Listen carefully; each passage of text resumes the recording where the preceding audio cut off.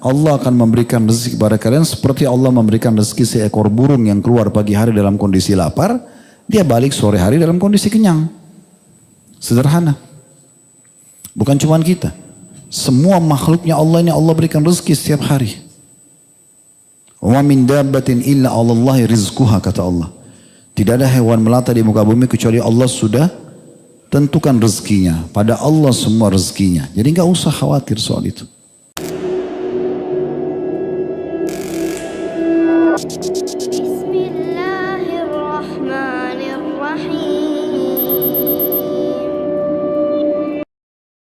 Bagaimana nasib kelangsungan hidup para istri sahabat yang ditinggal jihad dan suaminya mati syahid di medan perang? Bagaimana ia memenuhi kebutuhan-kebutuhan dirinya sendiri dan juga anak-anaknya karena tidak memiliki nafkah? Karena saya khawatir jika saya ditinggal mati oleh suami saya tidak memiliki nafkah. Dan jika saya menikah lagi, saya tidak bisa bersama suami saya di surga. Mohon pencerahannya, Ustaz. Kalau penanya ini sekarang suaminya masih hidup, tidak usah pikir ke sana dulu. Iya. Sama dengan orang bilang, nanti kalau saya cerai, saya harus bagaimana? Padahal dia sekarang belum bercerai. Jadi saran saya tidak usah terlalu jauh pikirannya ke sana. Mungkin Anda lebih dulu mati dari suami. Kan bisa juga kan? Kan bisa saja. Sehingga yang bukan Anda jadi janda, tapi suami Anda jadi duda. Kan bisa juga. Jadi memang kita boleh dalam Islam punya pikiran untuk menata hidup kita ke depan, tetapi bukan menjadi target utama sehingga akhirnya kita menaruh pertanyaan-pertanyaan yang seperti biasa dibahasakan dan dibahas oleh orang-orang non-muslim ya. Mereka kadang-kadang menjual jasa mengatakan nanti kalau sakit, nanti kalau tabrakan, nanti kalau begini dan begitu. Itu nanti. Allahu a'lam terjadi atau tidak gitu kan. Sementara kita hidup dengan sekarang. Di sekarang ini permasalahan apa yang sedang kita hadapi itu yang kita pecahkan. Perbuatan apa yang bisa kita kerjakan kita maksimalkan. Nah seperti itu. Ke depan kalau Allah masih kasih kesempatan baru kita lakukan. Itu dulu secara global saya jawab ini ya. Sekarang secara spesifik atau secara khusus kita menjawab ini.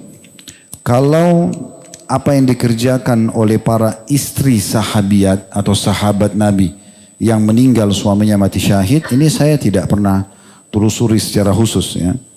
Tetapi ada di antara mereka yang menikah lagi. Memang menikah lagi. Seperti kasus ya, banyak di antara istri syuhada Badr, syuhada Uhud, yang pada saat mereka meninggal, istri mereka dinikahi oleh sahabat-sahabat yang lain. Ya, sehingga mereka ternaungi.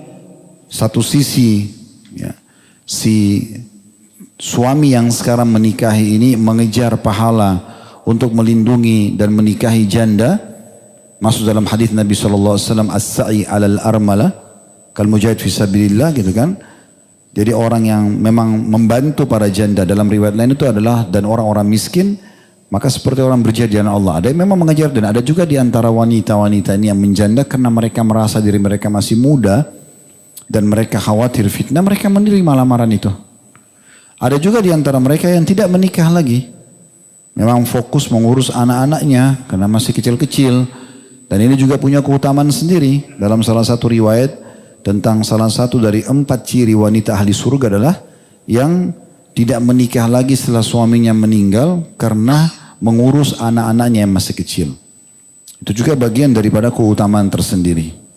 Ini dulu ya, tentang kondisi istri-istri para sahabat yang ditinggal oleh suaminya meninggal dunia. Ada di antara mereka yang menikah, ada di antara mereka yang tidak menikah. Kalau kekhawatiran penanya di sini, dari mana akan nanti sumber rezeki? Ya, pada saat tidak punya kerjaan misalnya.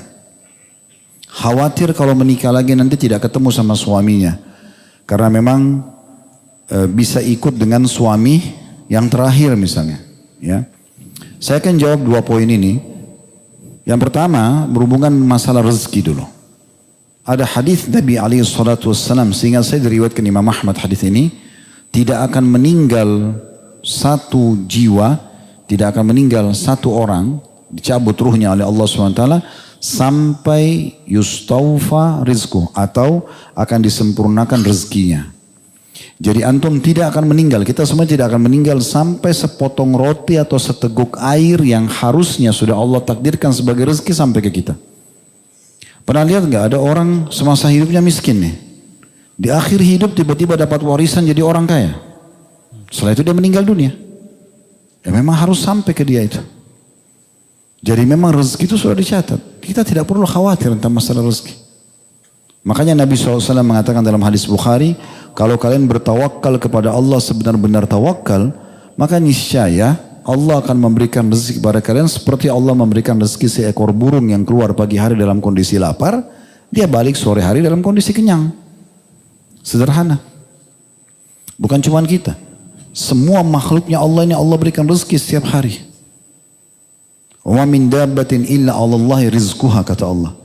Tidak ada hewan melata di muka bumi kecuali Allah sudah tentukan rezekinya. Pada Allah semua rezekinya. Jadi enggak usah khawatir soal itu. Nanti kalau saya meninggal bagaimana anak saya? Itu bukan urusan kita lagi. Pemilik anak itu adalah Allah. Bukan kita. Ya. Kita ini hanya status. Saya dan teman-teman laki-laki sini kita cuma diamanahkan sperma oleh Allah yang kita tuangkan di rahim istri. Maka kita berstatus ayah nanti kalau lahir anak. Sang ibu, sang istri ini punya sel telur yang nanti jadi kantong buat bayinya dan dia mengandung. Akhirnya dia dapat status ibu. Kita bukan pemilik. Kita nggak akan pernah bisa menentukan alisnya anak kita, mata dia, jenis kelamin dia, rambut dia, nggak bisa. Lahir laki-laki ya terima, lahir perempuan ya terima. Sehat diterima, cacat diterima. Ciptaan Allah Subhanahu Wa Taala. Harus lebih kembali kepada masalah tauhid ini, pengesaan kepada Allah SWT. Jangan khawatir soal rezeki. Jangan pernah pikirkan soal rezeki. Makanya Fudail bin Iyad rahimahullah pernah ditanya, apa kekayaan yang paling besar yang Anda miliki? Kata beliau, 2. Dan saya dengan ini sangat kaya. Yang pertama, keyakinan saya tentang Tuhan saya ada. Dan yang kedua, saya tidak perlu memikirkan apa yang sudah jadi milik orang lain. Artinya akan sampai kepada saya kalau rezeki saya. Penanya mengatakan, apakah Anda tidak khawatir miskin? Kata dia, bagaimana saya khawatir miskin? Sementara penjamin saya Tuhan alam semesta. Ini harus punya keyakinan seperti itu. Tugas kita adalah ikhtiar. Kalau betul seperti yang penanya katakan, suaminya lebih dulu meninggal dari dia. Dan ternyata anak-anaknya masih kecil. Dia tidak punya kerjaan. Maka Allah sebagai sponsor dia. Allah yang akan menaungi dia. Tidak perlu khawatir. Tugas dia apa? Ikhtiar. Nanti di masa itu Allah akan bukakan jalannya itu. Mungkin ada yang mengajak dia untuk berusaha. Mungkin ada keluarganya yang mensponsori dia, memberikan nafkah misalnya. Ada yang memberikan beasiswa anak-anaknya misalnya. Itu akan ada masa itu. Ya. Kalau masalah yang kedua tadi, walaupun ini kita bagi tadi jadi 4 jawaban ya. Tapi yang 2 terakhir tadi yang saya bilang, itu adalah masalah ketemu dengan suami di surga. Pernah satu kali Ummu Salamah radhiyallahu anha bertanya kepada Nabi SAW. Karena Ummu Salamah janda.